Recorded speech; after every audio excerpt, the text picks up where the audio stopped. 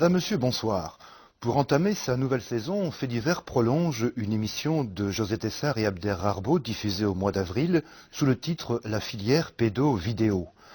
Vous vous rappelez certainement le lien créé entre une cassette à caractère pédophile tournée à Madère, la découverte du réseau de Thames, Tamise, et la disparition à Berlin du jeune Manuel Schadwald.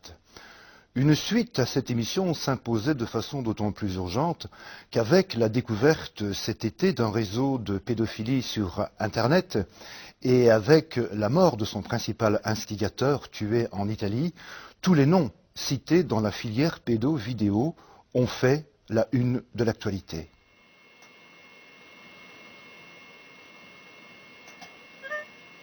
Cet été, le 14 juillet, l'émission hollandaise Nova révélait à l'aide de ces photos que l'on aurait voulu innocentes l'existence d'un site internet du nom de code Apollo, capable de diffuser à la demande payante partout dans le monde des milliers de photos d'enfants violés. C'est dans un luxueux appartement de Zandvoort, sur la côte hollandaise, non loin d'Amsterdam, qu'ont été retrouvés les ordinateurs qui servaient ce site. L'appartement était la propriété d'un homme de 49 ans, nommé Ulrich, tué en Italie au mois de juin 1998. La presse internationale fit grand bruit de ces événements, mais certains journaux réagirent de curieuses manières, dénonçant, critiquant, diffamant non pas les violeurs, mais bien le messager, celui qui avait révélé l'existence de ce site internet. Cet homme est un citoyen belge d'Herentals, membre d'une ASBL luttant pour la protection de l'enfance. D'autres journaux, la majorité, se préoccupèrent davantage du sort de ces centaines d'enfants qui avaient été violés pendant qu'on les photographiait. Parmi ces enfants, des bébés étaient violés par pénétration de sexe adulte. José Tessar, bonsoir. Il a été question de disquettes qui étaient destinées à être diffusées sur Internet. Évidemment, s'est posé pour nous la question de faut-il montrer ou ne pas montrer ces photos. Est-ce qu'il faut les authentifier en les montrant en public ou bien faut-il les identifier d'une façon différente? Pour des raisons à la fois morales, je dirais déontologiques et aussi légales, nous avons décidé de ne pas les montrer. Mais ce besoin d'authentification qui permet probablement de lutter contre ces phénomènes, puisqu'on va finir par croire vraiment qu'ils existent, Oui, puisque nous l'avons fait d'une façon, disons, détournée. Oui, il ne faut pas oublier que pendant l'été, lorsque l'émission Nova a publié les premières photos sans les montrer, il y a encore beaucoup de réactions qui disaient que ça n'existait pas. Donc nous voulons procéder à une authentification de ces photos et j'ai demandé à M. Hayé, Jean-Yves Hayé, pédopsychiatre à l'UCL, de bien vouloir être à nos côtés pour authentifier ces photos. Monsieur Hayé, bonsoir. Donc, si vous le voulez bien, nous allons jeter un coup d'œil sur des images que les téléspectateurs ne verront pas. Oui. Je vous demanderai de les commenter très brièvement et puis, si vous voulez bien, on en débat juste après, même pendant la vision. D'accord, merci. Donc ici, nous voyons simplement des photos... Un petit garçon, qui ressemble des photos de un an et famille, demi, un 2 peu. ans, qui marche. Il est habillé. Derrière lui, il y a un adulte dont on ne voit pas le visage, évidemment. Maintenant, cet enfant ne porte plus que son linge. Il est couché sur un lit, Sur le dos. sur le dos. On commence à lui enlever son linge, semble-t-il. Il est nu, toujours couché, peut-être comme un petit bébé confiant, attendant du positif de l'adulte, mais je ne crois pas que c'est du positif qui va venir. On le montre de dos, à 4 pattes. Et alors en effet, c'est maintenant une image tout à fait horrible d'un adulte de sexe masculin occupé à violer ce petit garçon de façon indubitable. Alors maintenant, il y a un titre, on va frapper un enfant de 6 ans, mais c'est un enfant de 6 ans, il est également violé. C'est un film. Alors, monsieur Hayé, je disais en introduction que se pose toujours la question de faut-il montrer ou ne pas montrer.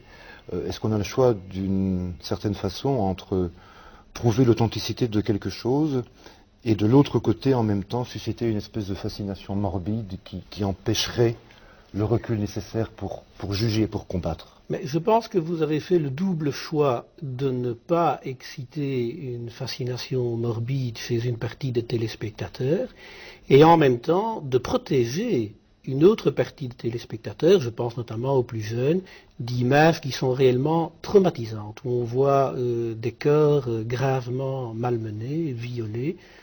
Je pense que la vision des images aurait fait du tort psychologique à bien des gens. J'espère de tout cœur que les gens qui nous regardent se contenteront de notre parole pour savoir que ces choses existent et nous avons vraiment vu maintenant des viols d'enfants très jeunes. Hein, Destinés à la diffusion et à l'échange sur Internet. Oui. Comment est-il possible que des hommes puissent jouir de ce spectacle? Ce n'est pas facile à comprendre. Votre question, ça consiste à se demander pourquoi est-ce que des hommes progressivement peuvent se laisser habiter par une perversité infinie, hein, entraînant mais une négation totale de la sécurité du cœur, de l'avenir d'autres. Alors je crois que ça arrive d'abord parce qu'à la différence de l'animal, l'être humain est un être qui est doué de liberté. Et donc ici, vous voyez des gens qui, en se servant de la liberté qu'ils ont choisi un jour et probablement de façon prédominante de se donner du plaisir sexuel, de l'ivresse de puissance, de se donner un peu la volupté de se sentir au-dessus de toutes les lois, par le chemin que nous venons de voir, c'est-à-dire en annihilant, en anéantissant des petits-enfants. Mais la question que la société, c'est-à-dire nous posons face à ce qu'on vient de voir là, c'est comment punir, comment juger, comment réprimer, et éventuellement, comment éviter. Comment réprimer je pense que la première étape de la répression, c'est la non-naïveté, et c'est que nous disposions d'institutions sociales et d'institutions judiciaires qui croient que des phénomènes déviants comme ça puissent exister. Je dirais qu'ils fassent l'effort psychologique d'y croire, qu'ils fassent l'effort psychologique un peu de penser l'impensable, de penser que peuvent exister des différences vraiment atroces dans le domaine du mal. Des choses comme celles qu'on vient de voir, ce n'est pas des choses isolées, elles nécessitent quasi obligatoirement des groupements de personnes, des cadres commerciaux. Elles nécessitent d'ailleurs que des gens se mettent en petits groupes parce qu'en petits groupes, ils se sentent plus forts pour nier tout ce qu'il y a d'humain entre eux. Ils se donnent du courage dans le mal.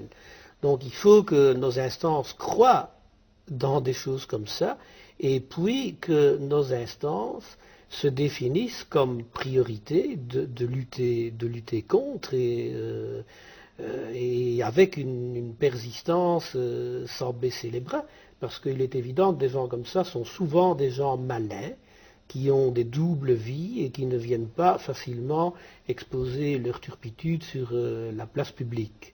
Quel âge aurait eu le bébé? Ici, il avait, je le situe, entre 1 an et demi et 2 ans. Et vous vous rendez compte du devenir de cet enfant. Bon, d'abord, la première question qu'on peut se poser, c'est est-ce qu'il va vivre? C'est-à-dire, est-ce que les adultes qui ont été assez horribles et assez immoraux pour le violer, c'est-à-dire pour créer des lésions tout à fait caractéristiques dans son corps, est-ce que ces adultes-là vont aller le montrer à un médecin et en expliquant quoi? Sans trouver d'explication. Donc, une première possibilité, c'est qu'on tue cet enfant. Et admettons que ça n'arrive pas, et puis qu'il vive quand même, vaille que vaille, eh bien, ce bébé est marqué dans son inconscient, dans son psychisme inconscient, par une espèce d'ogre, par une espèce de monstre qui un jour lui a fait très mal, qui un jour a pris son corps, et qui habite encore en lui comme un souvenir qui est agissant, mais qui ne peut même pas se représenter consciemment. Mais on peut alors se dire que ce bébé, très probablement, va être un enfant extrêmement anxieux, extrêmement insécurisé, extrêmement méfiant des autres. Monsieur Hayet, merci beaucoup. Avant de passer à la suite, José, rappelons tout de même quelle était l'origine et la nature de ces disquettes dont nous avons parlé. C'est donc le fameux Gerrit Ulrich, qui était un habitant de Zandvoort, qui était l'administrateur de ce site Apollo. Vous savez que Gerrit Ulrich a été tué en Italie, meurtre dont a été accusé son compagnon pendant un an, Robbie van der Planken, incarcéré actuellement à la prison de Pise en Italie, et que nous allons retrouver dans l'émission, car nous avons eu l'occasion de le rencontrer avant qu'il n'entreprenne ce périple un peu désespéré. Et tout ce matériel photographique et informatique a été non pas recueilli sur Internet, mais directement donné de la main à la main de Gerrit Ulrich à Marcel Verbussel.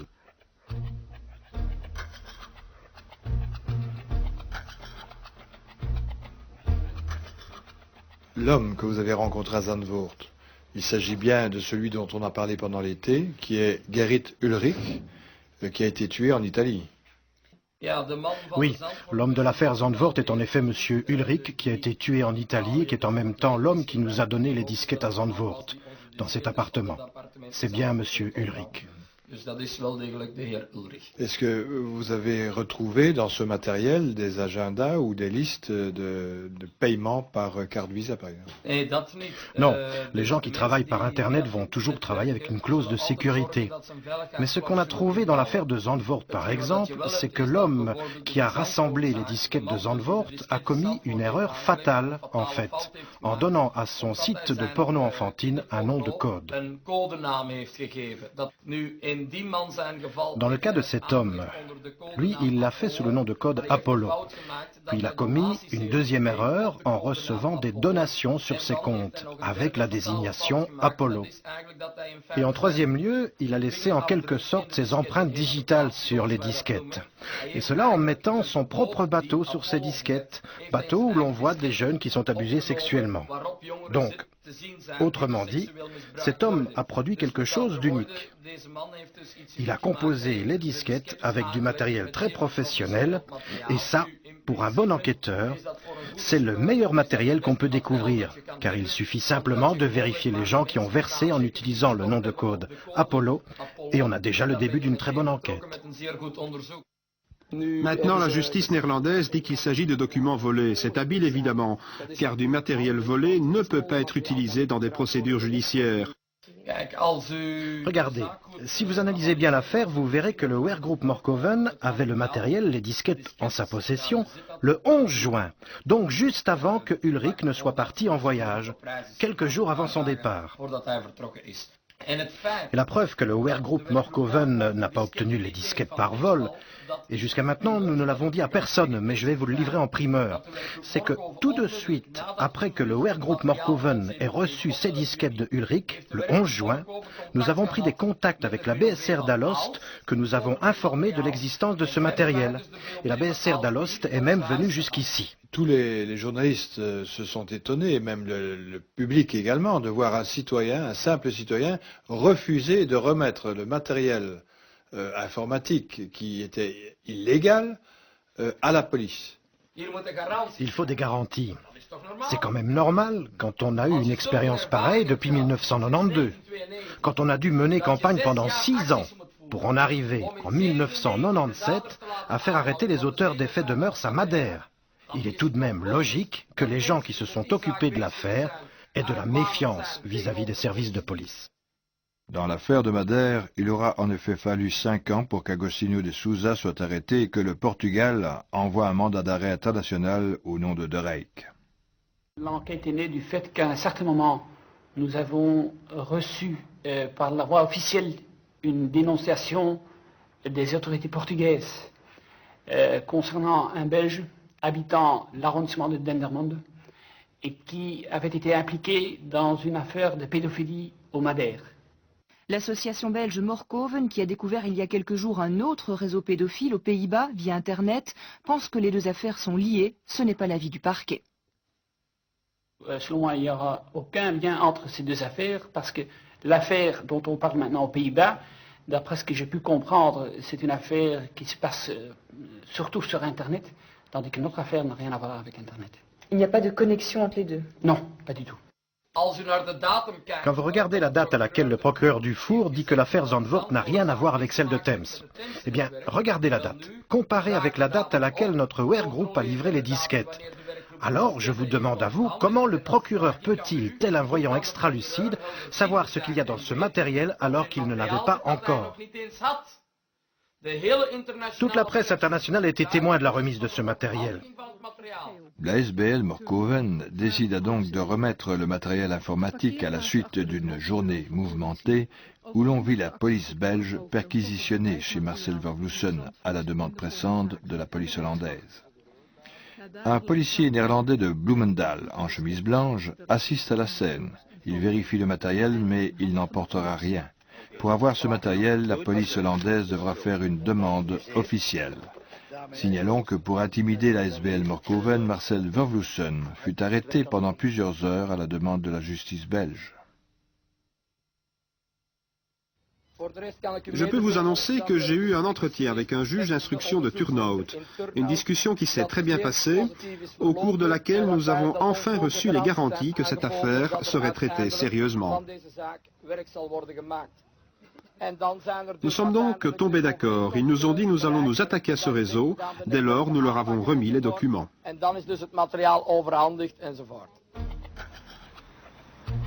Un mois plus tard, la justice belge bloque encore tout. Le parquet de Turnhout se dit en vacances. Le parquet de Dendermonde répond aux journalistes qu'il ne peut céder ce matériel car les enquêteurs belges en ont besoin. Le parquet dit qu'il refuse de remettre le matériel parce qu'il en a besoin pour son enquête. Laissez-moi rire. Le matériel a été remis en double par Morkoven. Il y avait le matériel pour le parquet en Belgique et il y avait le matériel pour le parquet en Hollande. Quelques jours plus tard, fin du mois d'août, Marcel Vervloesen rencontra les policiers hollandais de Bloemendaal dans la petite ville de Hulst, en territoire hollandais, et leur transmit lui-même devant nos caméras un CD-ROM contenant toutes les données rassemblées. Ce geste fait partie de la méthode Vervloesen. Qui est cet homme qui a, une fois pour toutes, pris le parti des enfants? Orphelin, marié, père de famille, il travaille depuis maintenant 10 ans à la mise au grand jour des réseaux d'exploitation sexuelle des enfants dont la réalité criminelle est constamment niée par les instances officielles. Avec son équipe, il pratique avec méthode. D'abord, rechercher des preuves incontestables, puis prendre des contacts directs avec les pédophiles pour recouper les informations et enfin alerter ou défier les autorités afin de les faire réagir et de les empêcher de nier. Octobre 1997, Marcel Vervloesen remettait dans la main d'un officier de la police judiciaire de l'île de Madère, au Portugal, une cassette vidéo.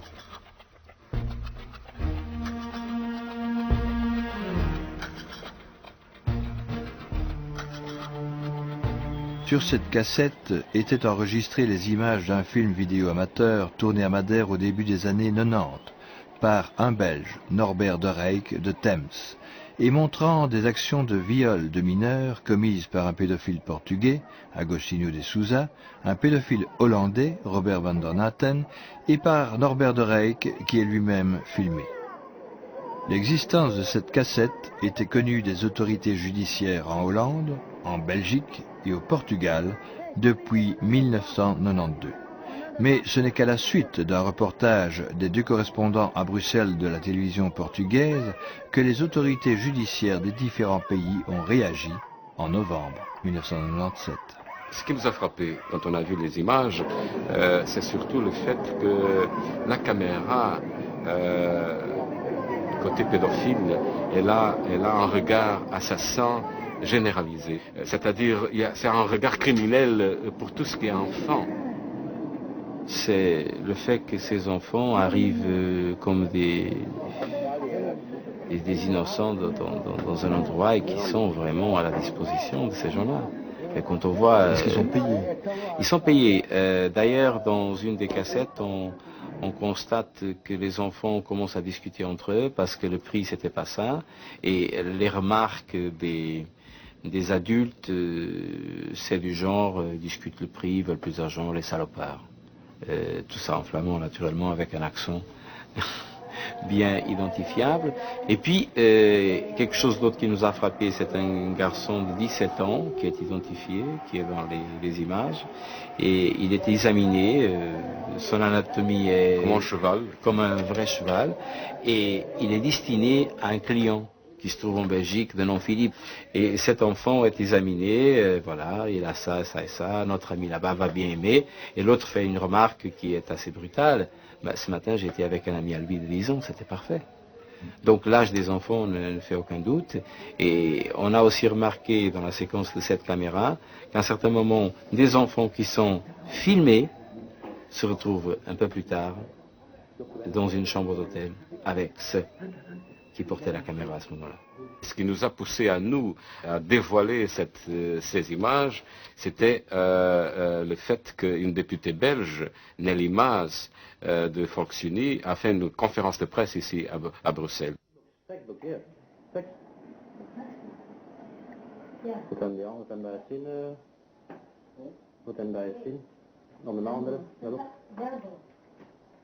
On m'a montré quelques tapes de vidéos qui démontrent clairement, à première vue, que des gens de ma région étaient impliqués dans la fabrication de ces films et dans les actes pédophiliques qui étaient montrés dans ce film.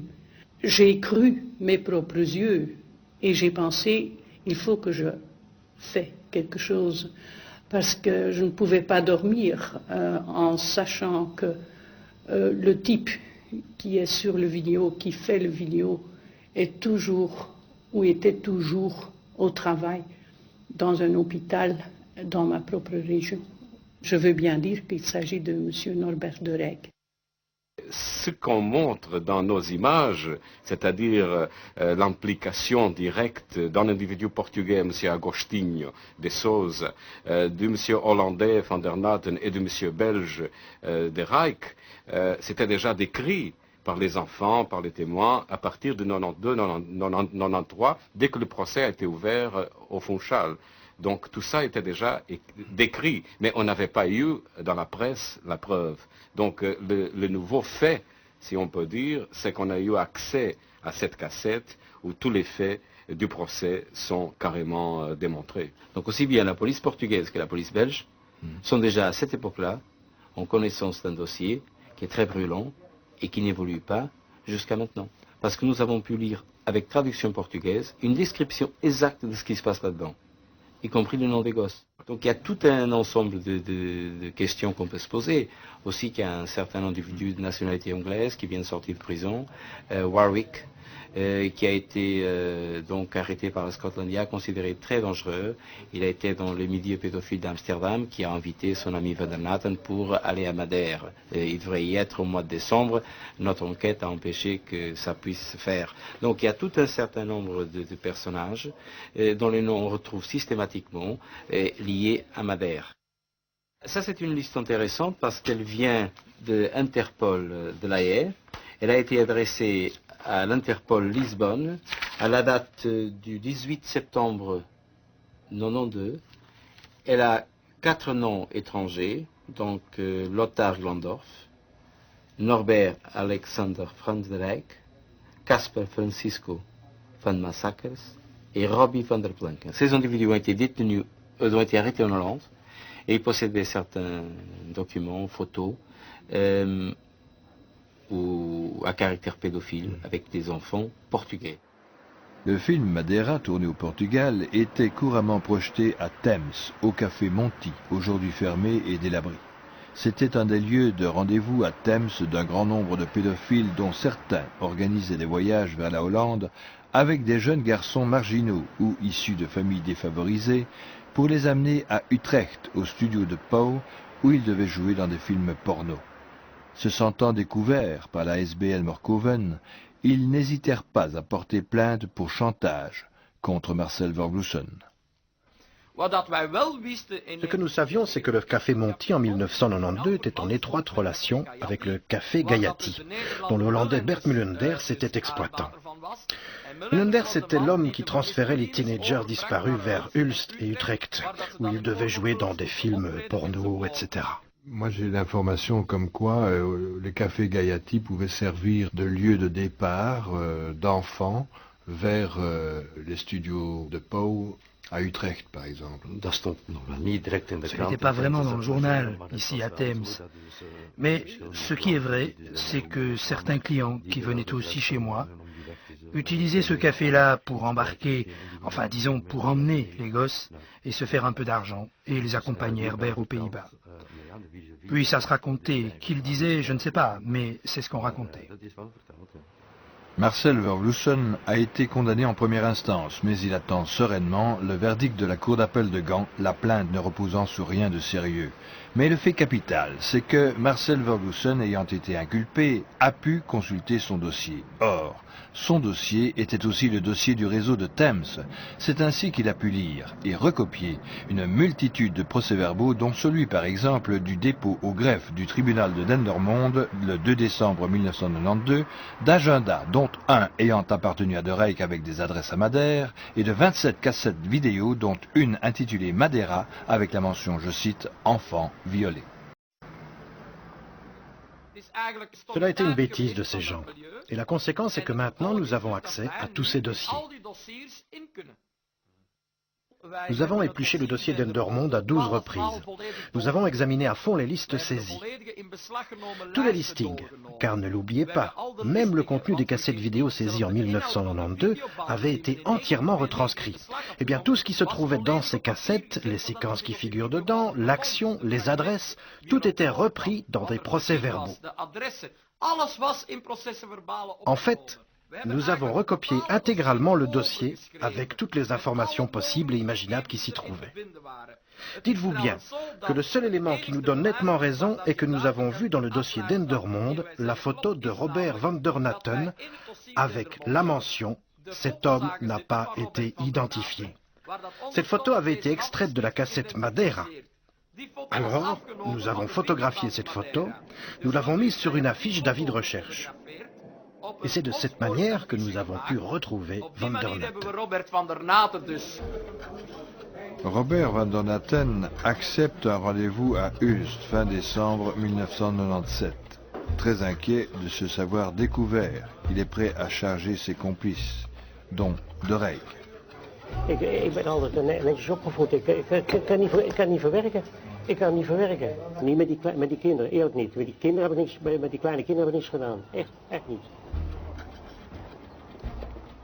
C'est ainsi qu'il remet à Marcel Vervloesen la cassette Madeira.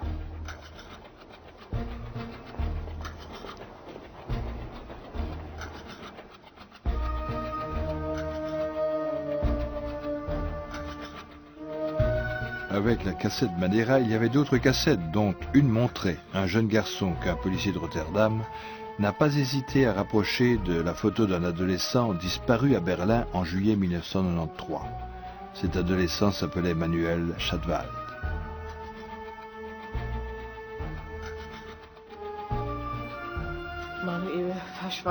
Manuel a disparu le 24 juillet 1993, pendant les vacances d'été, un samedi. Il a quitté la maison vers 10h30. Il voulait passer tout à fait normalement sa journée dans un centre de loisirs. Et il prenait le métro ou le bus? Il prenait d'abord le métro, puis le semi-métro. Et la première station de métro qui tout près du domicile, c'est laquelle? Kaiserin Augusta Straße, sur la ligne 6. Il a emporté son sac à dos avec son pique-nique et il est parti. Le soir, vers 20h, j'attendais son retour, puis l'heure avançait. 8h30, 9h. J'ai commencé à m'inquiéter. J'ai pris peur. Et j'ai passé une mauvaise nuit. Ça n'était jamais arrivé. Manuel n'avait jamais manqué de rentrer. Il revenait toujours, même si c'était avec une demi-heure ou une heure de retard, parce qu'il est parfois un peu dans la lune. Le lendemain, dans la matinée, je suis allée au poste de police le plus proche pour signaler sa disparition. C'était le dimanche 25 juillet. Manuel avait bel et bien disparu. Nos recherches nous ont fait percevoir une réalité plus complexe et peut-être plus difficilement acceptable pour la maman de Manuel. Il semblerait que Manuel ait été vu 2 ou 3 fois avant sa disparition à la gare du Zoo à Berlin, lieu de prostitution des jeunes. Un appel anonyme reçu au groupement d'aide sociale Mano Umeter a été enregistré 1 an après sa disparition. Je préfère ne pas dire mon nom. Je voudrais seulement dire que j'ai des preuves que le petit Manuel de Berlin, à Amsterdam, oui, Amsterdam en Hollande, est mort. J'en ai vraiment des preuves. Et l'homme qu'il a pour ainsi dire sur la conscience se trouve ici à la gare. Il de 12 à 13 ans. Si vous êtes intéressé à entreprendre quelque chose avec la police criminelle ou quoi que ce soit, alors que je leur décrirai à quoi il ressemble. Pour commencer, il paraît avoir 45-50 ans, mesure 1,80 m environ, porte également un jeans, une veste verdâtre avec le dos vert et les épaules bleues. Il a les cheveux bouclés et grisonnants, porte des lunettes, une moustache et a généralement toujours en main une clé de voiture. Mais comment il s'appelle ou quoi, je ne sais pas. Mais il est généralement entre l'avant-midi et l'après-midi, toujours à la gare ici. Voilà, c'est quasiment l'homme qui vous conduira à Manuel. Ok. En 1994, nous avons reçu la visite de la police allemande. Il était question de 2 jeunes Allemands qui avaient été séquestrés dans un bordel pour garçons. Et dans cet établissement, ils auraient vu Manuel Schatwald. C'était en 1994. La police de Rotterdam a ouvert une enquête.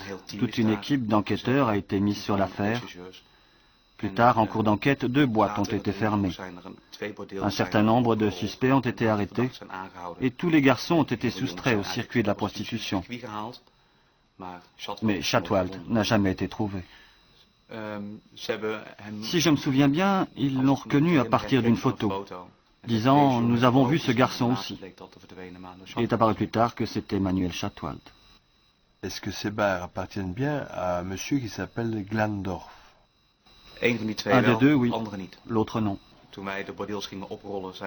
Lorsque nous avons fermé les boîtes, on a retiré de ces clubs de nombreux garçons mineurs de moins de 18 ans. Et il était condamné pour divers faits punissables, entre autres traite d'êtres humains, débauche avec des garçons mineurs de moins de 16 ans et occupation au travail de garçons de moins de 18 ans dans un bordel. Met Lothar. Hey, ik heb nog een verrassing voor je. Eentje van 12. Hier komt-ie. Hallo schatje, ik ga morgen een lekker afspraakje met je maken. Tot morgen. Dus je hoort het. Ik zit niet zomaar wat te vertellen. Het is echt iets voor jou. Hé, gauw bellen, hè? Dag. Selon les journalistes de l'émission Network de la chaîne hollandaise Avro, qui ont pu consulter le journal de la police de Rotterdam, Manuel a été vu par des observateurs travaillant pour la police en compagnie de Lothar Glandorf entrant dans un bar shawarma. C'était la nuit du 19 septembre 1994. Berlin, Rotterdam. Le trafic d'enfants depuis l'Allemagne et même depuis la Pologne vers la Hollande est confirmé par un témoin berlinois du nom de Gutjes qui, dans une déclaration signée au journal Berliner Morgenpost, avouait que lui-même y avait été impliqué entre 90 et 93.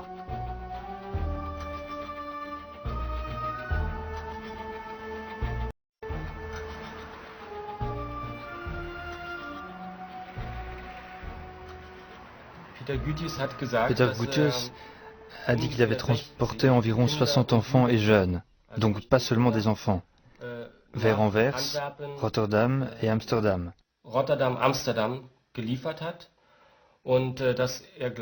Et qu'il pense qu'aujourd'hui ce sont jusqu'à 200 enfants et jeunes qui ont été livrés de Berlin vers la Belgique et les Pays-Bas. Lui-même parle de 60 enfants et jeunes auxquels il a eu affaire dans les bars, écoles, bars pédophiles et même de Home.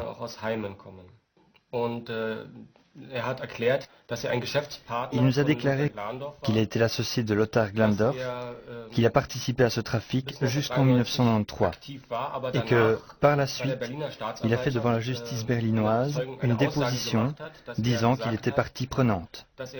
Et à l'époque, il m'a lu des documents de la justice établissant qu'un enfant belge et un enfant berlinois mouraient dans une vidéo, une snuff movie.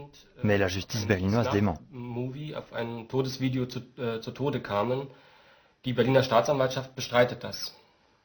Est-ce que Peter Gutjes se sentait coupable de ce trafic?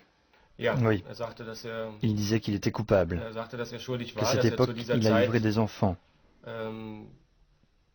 et qu'il a cessé en 1993 parce qu'il trouvait que cela commençait à aller trop loin, que les enfants étaient de plus en plus jeunes, la violence augmentait sans cesse, que cela n'était plus en accord avec sa conscience.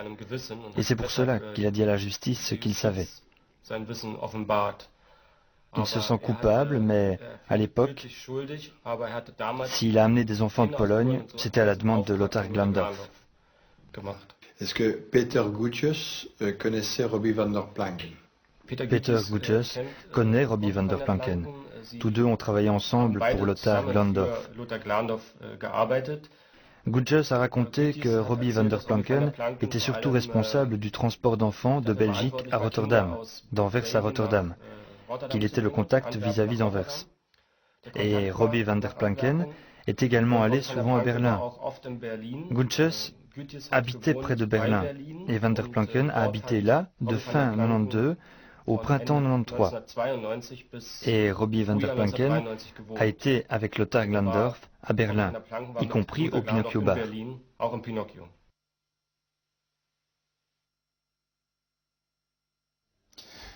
Oui, José Dessart, un nom revient souvent et il reviendra encore au courant de cette émission, c'est celui de Robbie van der Planken, qui est d'ailleurs aujourd'hui incarcéré en Italie. Alors comment a-t-il été possible à la fois d'identifier et de localiser un personnage comme celui-là? C'est tout le travail de la VZW Morkoven, comme on l'appelle, et de Marcel Vervloesen, qui a pu localiser très tôt ce nom dans le dossier auquel il a eu accès, le dossier de Tamise, à propos d'un procès-verbal de la police hollandaise qui avait fait irruption dans un appartement de Waalre près de Eindhoven et qui avait surpris 4 adultes en compagnie de 2 jeunes adolescents, à demi drogués et complètement nus, et ils regardaient des films pornographiques dont l'acteur était Robbie van der Planken, notamment sur une plage du Portugal. Mais alors, comment fait-on pour amener un personnage comme Robbie van der Planken à témoigner ouvertement devant les caméras de télévision, dont la vôtre? Il était originaire de Boom. Marcel Vervloesen est entré en contact avec ses parents. Il a pu obtenir des contacts avec Robbie van der Planken. Et il lui a posé des questions très pertinentes sur Manuel Schatwald. Et c'est ce nom, Manuel Schatwald, qui a fait bouger Robbie van der Planken. Et il faut dire qu'à partir du moment où Marcel Vervloesen prend contact avec les milieux pédophiles, il montre une connaissance telle de l'intérieur du réseau et de certains faits indéniables que ça jette la panique à son correspondant, qui alors à ce moment-là essaye de s'en tirer en accusant d'autres, en faisant parvenir à Marcel Vervloesen des preuves comme quoi il n'est pas impliqué ou il est moins impliqué qu'il ne le serait. Et c'est ainsi que, s'auto-accusant mutuellement, il parvient à décortiquer l'existence même de ce réseau. Et c'est un petit peu ce qui se passe dans le contact avec Robbie van der Planken. Vous allez voir qu'il charge essentiellement Lothar Glandorf de l'enlèvement de Manuel Schatwald. Nous l'avons rencontré ainsi avec Marcel Vervloesen à Amsterdam, c'était le 4 juin 1998, et nous avons fait cette interview sur la Rembrandtsplein à une terrasse de café.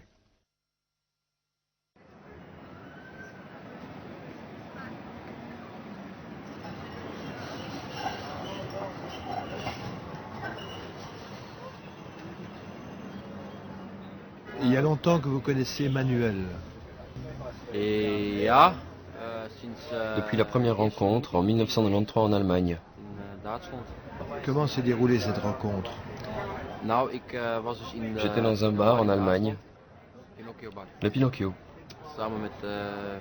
en compagnie de Lothar.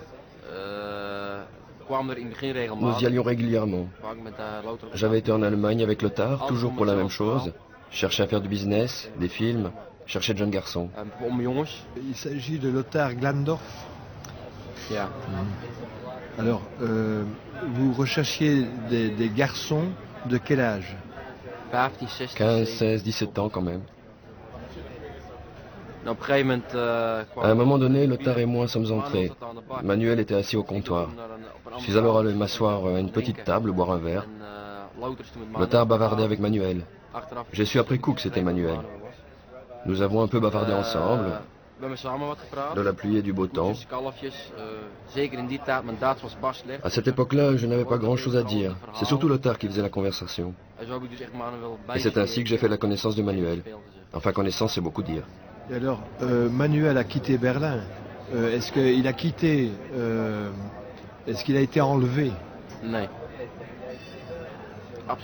Non, absolument pas.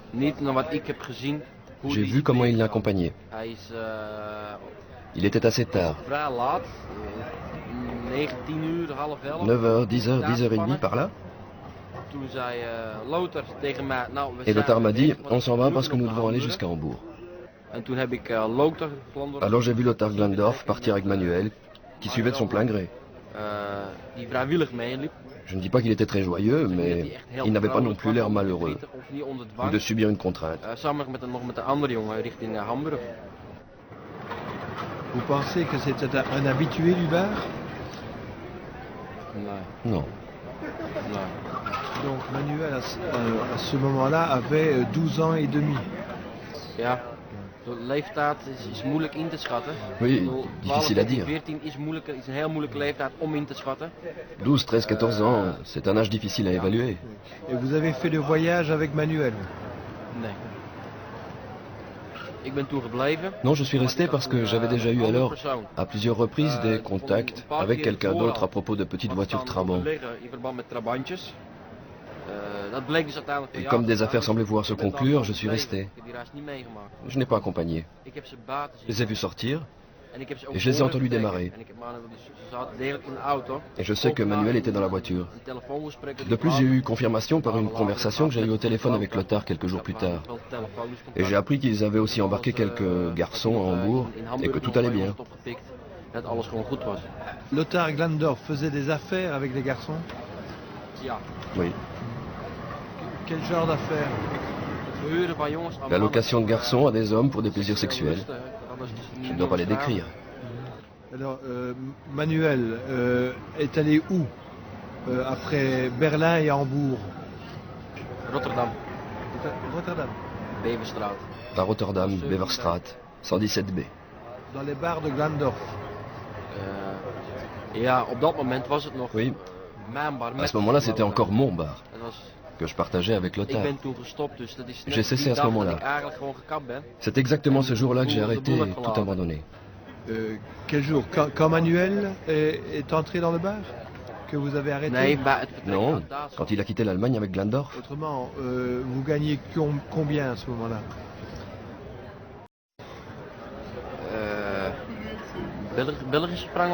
En francs belges ou en florins? 300 à 400 000 francs belges par mois, facilement. Comme exploitant de jeunes, mais vous-même, vous vous prostituiez? Les deux. Exploiter les jeunes et la prostitution. Et vous avez eu connaissance de ce que devenait Manuel après? Non. Par expérience et par ce que je sais de Lothar, j'ai pu me faire une idée. Seulement à ce moment-là, je ne savais pas encore que Manuel avait 12 ans et demi ou 13 ans, car je m'en suis toujours tenu à un âge minimum de 14-15 ans. En fait, 14 ans est encore trop jeune. On a beaucoup d'ennuis à Amsterdam et à Rotterdam avec la police des mœurs, si on traite avec des jeunes de cet âge-là. Mais Manuel, je mentirais si je disais que je ne savais pas. Mais on refoule le problème, on n'est pas vraiment dans le coup. On s'en fiche. C'est peut-être égoïste, mais on ne se tracasse pas, on se dit, ce n'est pas mon problème. Mais j'avais autre chose à faire. Les jeunes font ça uniquement pour de l'argent?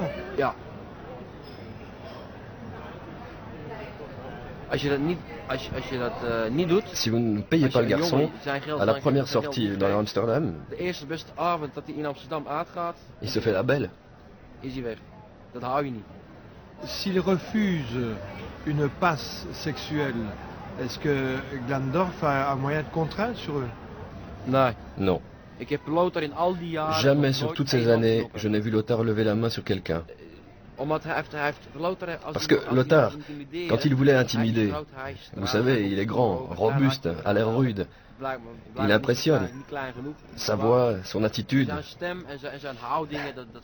c'est tout un programme. Ce que je suppose, c'est qu'il y avait quand même certains abus, commis sur de jeunes enfants surtout. Je veux dire, une sorte de contrainte psychologique à passer à l'acte. À 12-13 ans, face à un gaillard imposant comme Lothar, vous savez... Alors, Glandorf faisait du trafic d'enfants entre Berlin et Rotterdam. Combien en a-t-il amené ici aux Pays-Bas?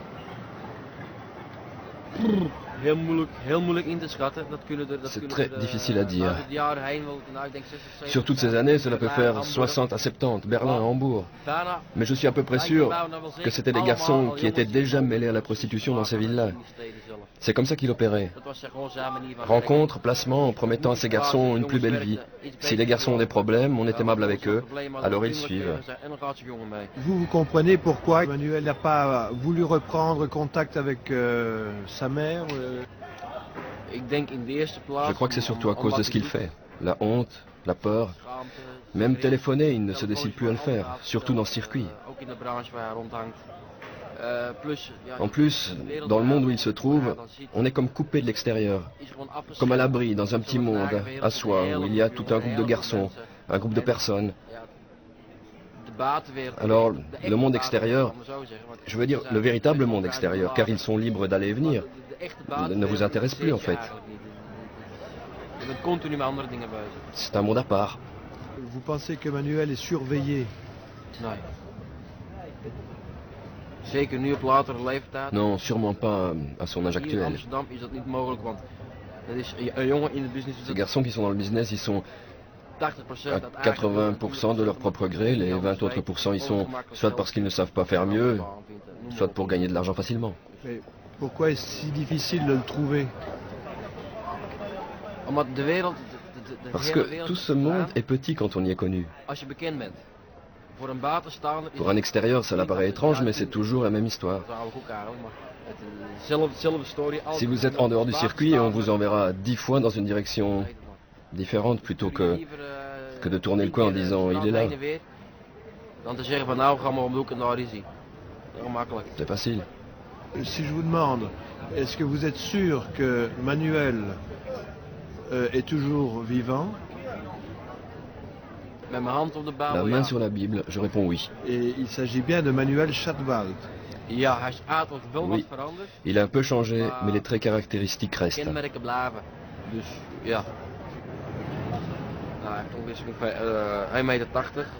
Il mesure environ 1m80. Pour le reste, je ne sais pas. Il a les cheveux un peu plus longs, jusqu'au bas de la mâchoire, à peu près. En plus, il porte 2 grandes boucles d'oreilles. Alors, quand Glandorf était à Berlin, il y allait souvent. Où logeait-il? Dans un petit hôtel près de la gare. Disons derrière la gare. Alors à Berlin, en 1994, il y a eu un appel anonyme qui décrivait un homme avec un blouson vert et des clés en main, et qui était impliqué dans la disparition de Manuel Schatwald. Est-ce que ça vous dit quelque chose? Vous pouvez identifier cet homme? Oui, Glandorf Lothar, avec les clés, il n'y a pas de doute. Est-ce que vous connaissez De Reyck? Et il vient souvent à Amsterdam? Il vient souvent avec... il est souvent en contact avec Lothar, Rotterdam, Amsterdam. Alors, vous connaissez Norbert De Reyck, Warwick Spinks et Lothar Glandorf. Et quels étaient leurs rapports? Des rapports de copains. et en même temps des relations d'affaires. Est-ce que Norbert de Reyck aurait reçu de temps à autre des enfants de Warwick ou de Glandorf? C'est certain, oui. Comme pédophile. Vous êtes certain qu'il a eu des enfants ici aux Pays-Bas? Oui, oui, absolument. Est-ce que de Reyck était en possession de cassettes porno, par exemple? C'est certain, oui. Et il les vendait? Il les négociait avec qui? J'ai entendu parler de quelques films, mais je ne sais pas ce qu'il y avait dedans. Qu'il donnait à Glandorf. Et Lothar connaissait tellement de monde que ses films repartaient très vite. Est-ce que Manuel a été filmé quand il avait 13 ans, 14 ans? Est-ce qu'il a été filmé? Je suppose que oui. Parce que, en général, un garçon qui se trouve dans ce circuit commercial fait des films. C'est mon expérience. Warwick, il était au courant des activités de Glandorf dans ses affaires? Oui. Donc, Warwick était parfaitement au courant de ce que faisait Glandorf? Oui. Je crois qu'ils savaient beaucoup de choses, l'un de l'autre. Est-ce que Warwick aurait pu rencontrer Manuel? Est-ce que Warwick allait chez Glandorf à Rotterdam? Vous avez travaillé avec Warwick Spinks? Oui, mais pas pour cette activité avec les garçons, pour toute autre chose. Il a la réputation d'être un violent, d'aimer la souffrance des autres. Est-ce qu'il exploite ça dans ses relations?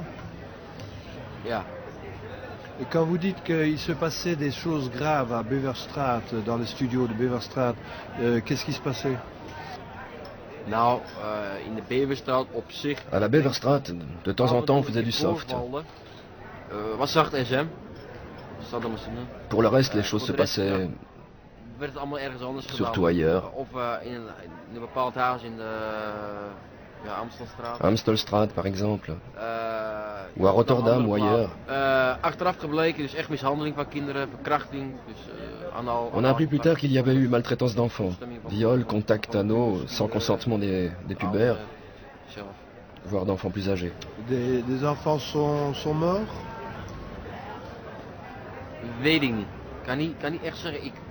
Je n'en sais rien. Honnêtement, je ne saurais dire. Mais ce sont de nouveau des récits postérieurs aux faits. Des récits provenant du milieu même, et selon lesquels apparemment certains n'auraient pas survécu. Dans une émission intitulée Boy Business, diffusée par une chaîne commerciale anglaise, un ancien compagnon de Warwick Spinks, nommé Edward, fait des révélations terribles qu'il n'aurait jamais pu faire avant d'avoir quitté définitivement le milieu. Il parle de Snuff Movie.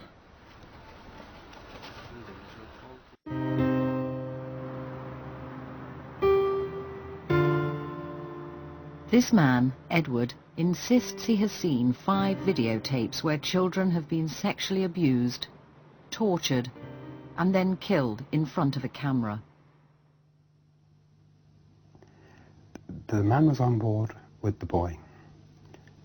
He was allowed to do anything that he wanted to do to the boy. Things got out of hand and the boy ended up dying. Which was recorded on a video camera. How did the boy die? Yeah, he suffocated on the genitals of the man. And what happened after the boy had apparently suffocated on the tape? What did you see on the tape? That there was panic, that there was a lot of running in and out. The camera got hit from the side and blanked out, but the whole thing was, it was inevitable that this was actually going to happen. There was sound on the camera. You could hear the waves sapping against the side of the boat. You could hear noises of waterfowl in the background. You could hear the boy gagging. You could hear the man grunting. When the boy actually died, you could hear the panic in the man's voice.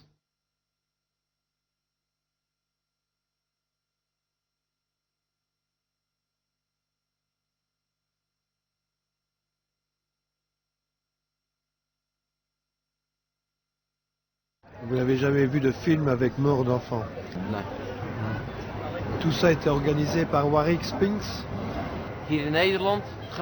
Ici aux Pays-Bas? En partie oui. Et il y en a toujours plusieurs. Ces films ne sont pas réalisés s'il n'y a pas de débouché. Ce genre de films, je peux imaginer qu'ils sont vendus à gros prix. Mais le risque n'est rien pour les 2 ou 3 vendeurs si les films peuvent être écoulés sur un marché suffisamment important. C'est toujours une question d'offre et de demande. Ce film, une fois qu'il est fait, on peut le vendre combien?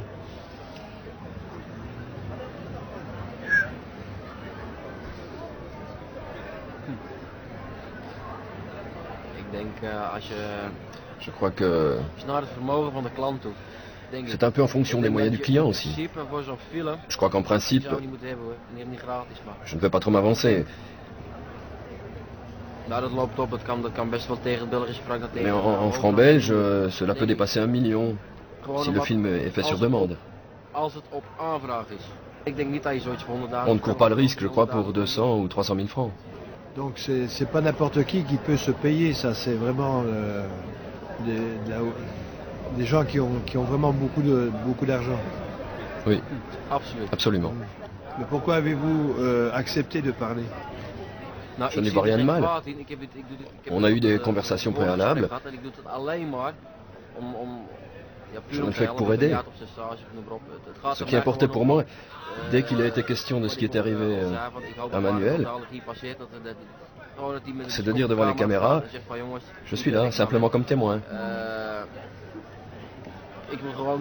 Ce qui m'ennuie, c'est qu'il s'agit de connaissances personnelles.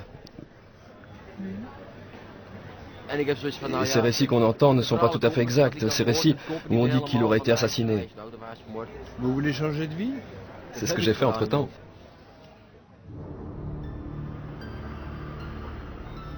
Deux semaines après cette interview, Robbie van der Planken était arrêté en Italie et inculpé d'assassinat, celui de son compagnon Gerrit Ulrich. C'est bien ce Gerrit Ulrich qui était le propriétaire du site internet Apollo, qui diffusait depuis un appartement de Zandvoort des milliers de photos d'enfants sexuellement abusés.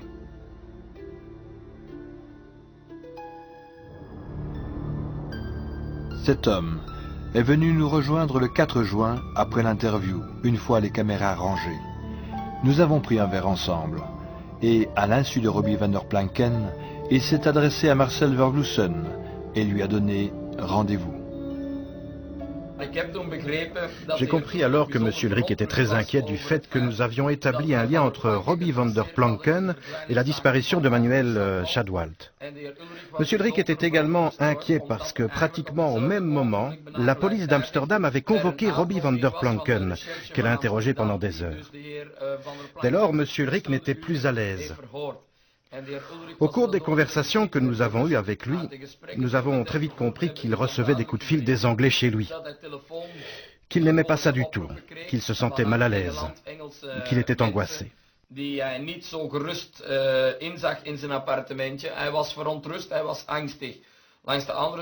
D'un autre côté, nous avons parlé avec M. Ulrich et il nous a dit « Robbie est plus une victime qu'un acteur ».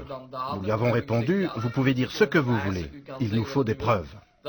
Suite à cela, nous avons d'abord eu une bande vidéo, puis le matériel pornographique, et à la fin, nous sommes arrivés à ces ordinateurs avec ces disquettes de porno enfantine, etc. Alors M. Ulrich nous a donné une partie, et que cela soit bien clair, M. Ulrich ne nous a donné qu'une partie du matériel. Je pense qu'il voulait faire un essai, qu'il voulait nous tester, voir ce que nous allions faire avec ce matériel qu'il nous a donné. Nous avons accepté ce matériel, nous l'avons emporté, mais ce qui est étrange, c'est que M. Ulrich nous a téléphoné quelques jours plus tard, de Lyon, comme il l'a dit lui-même, pour nous dire où se trouvait sa cachette secrète. Vous penseriez qu'il y a un lien entre le geste de Gerrit Ulrich de donner du matériel à une association anti-pédophile et sa mort? Mon avis personnel est que Ulrich a été éliminé parce que, je le suppose, il n'a pas eu seulement un contact avec nous, mais il a probablement cherché d'autres contacts aussi pour pouvoir quitter le milieu. Et je pense que le petit voyage qu'il a dû faire subitement, si rapidement que l'ordinateur était toujours allumé, ainsi que l'éclairage de l'appartement, que le repas était toujours sur la table, je pense que cela n'indique pas un voyage préparé. Cela tendrait plutôt à démontrer que la décision a été prise dans la précipitation. Je pense qu'on a attiré Ulrich, qu'on l'a appâté pour qu'il effectue ce voyage où Ulrich est allé tout droit à sa perte. Cette information sur l'existence d'une cache, Marcel Vervloesen la communiquera à la famille de Gerrit Ulrich lorsqu'il apprit le 19 juin qu'Ulrich avait été tué en Italie. Qui a découvert le matériel sous le plancher? Moi. Et qu'avez-vous fait de ce matériel? J'étais complètement saisie de frayeur. Et puis elle m'a dit du calme, pas de panique, continuons à chercher, oui. Nous avons crié, mais plus on regardait, plus on devenait dingue.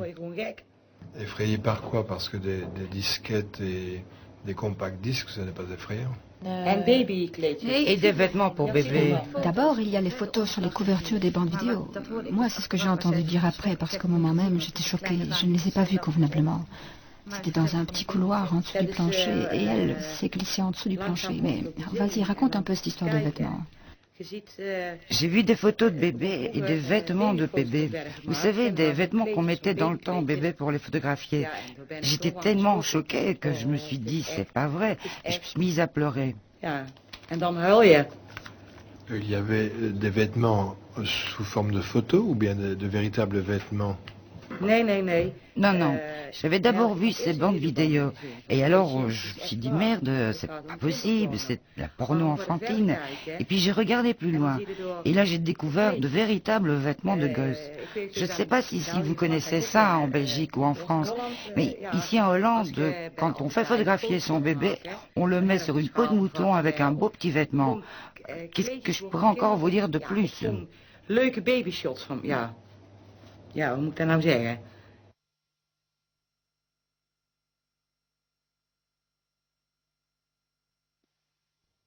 Je l'ai dit tout à l'heure, Robbie van der Planken est aujourd'hui incarcéré en Italie. Il est accusé du meurtre d'Ulrich. Alors, est-ce que tout cela n'éclaire pas d'un jour un peu différent les déclarations qu'il vous a faites quant à sa non-participation à toute tentative ou tout réseau pédophilique, à tendance pédophilique depuis Je me suis évidemment demandé des mois. Pourquoi il trouvait avantage à se présenter devant une caméra et faire ces déclarations. Alors il y a deux hypothèses. Ou bien il a changé de vie et tout ça représente son passé dont il veut se débarrasser comme dans une espèce de catharsis publique. Ou bien il veut simplement changer de façade pour cacher des activités continues dans la criminalité donc qui consiste à abuser les enfants sexuellement. Eh bien, je penche plutôt pour la seconde hypothèse pour le moment, dans la mesure où j'ai en main les chefs d'inculpation officiels de la justice hollandaise à l'encontre actuellement de Robbie van der Planken. La justice hollandaise a demandé l'extradition de van der Planken. Effectivement. Et dans les chefs d'inculpation qui sont communiqués à la justice italienne, il y a, pour avoir du 1er août 1997 au 19 juin 1998, c'est-à-dire encore très récemment, diffusé des images pornographiques de mineurs via Internet montrant l'acte sexuel complet entre adultes et mineurs, et pour avoir de surcroît produit semblable image et en avoir assuré le suivi. Donc voilà un chef d'inculpation assez précis. Pour avoir également, et cela c'est important, enlevé le mineur Manuel Chatwal de Pologne vers les Pays-Bas le 24 août 1993. Manuel Chatwal a disparu de Berlin le 24 juillet 1993, il y a un mois, pendant lesquels, évidemment, Robbie van der Planken ne s'explique pas. Pour avoir fait également partie d'une organisation criminelle se livrant à de semblables délits. Donc le chef d'association criminelle est vraiment très clair également. Voilà, José Dessart, merci. Je voudrais encore préciser, pour être tout à fait complet, que dans quelques instants, sur la chaîne Hollande 3, dans l'émission Nova, les journalistes reviendront précisément, eux aussi, sur cette affaire.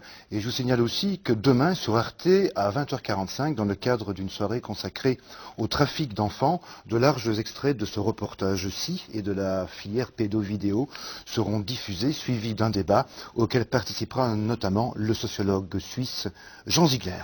Je vous souhaite de passer une bonne fin de soirée. Je vous fixe un rendez-vous dans un mois pour un prochain numéro de Faits divers où nous reviendrons sur la disparition toujours aussi troublante et mystérieuse d'Elisabeth Brichet. Bonsoir.